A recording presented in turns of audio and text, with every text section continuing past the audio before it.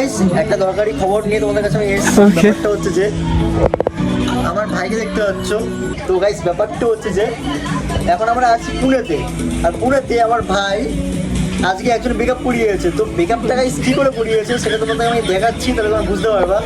তো ব্যাপারটা হচ্ছে যে ও একটা মেয়ের অ্যাকাউন্ট খুলে একটা ছেলেকে পড়িয়েছে।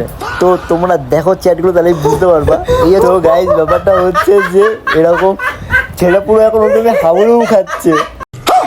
মানে চ্যাটগুলো খালি দেখো, মানে মিট করার জন্য পুরো পাগল হয়ে গেছে।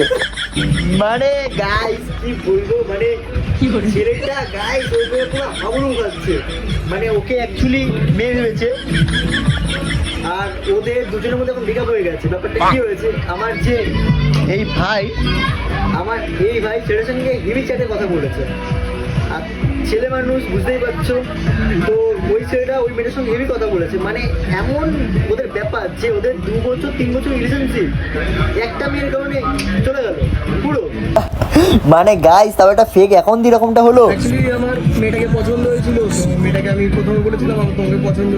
ও আমাকে বলে না, আমার বয়ফ্রেন্ড আমার প্রতি খুব loyal. So then I applied my technique and breakup. আমি রয়েছি পুনেতে, ও থাকে কোথায়, বেহালা। এখান থেকে ওখানে ব্রেকআপ করি। বুঝতে পারছো তো? ম্যাও। তো গাইস এরকম তোমার ফেক অ্যাকাউন্ট থেকে দূরে যাবো না, তোমাদের এরকম মারা যাবে। তো দেখা হচ্ছে নেক্সট ব্লগে, বাই।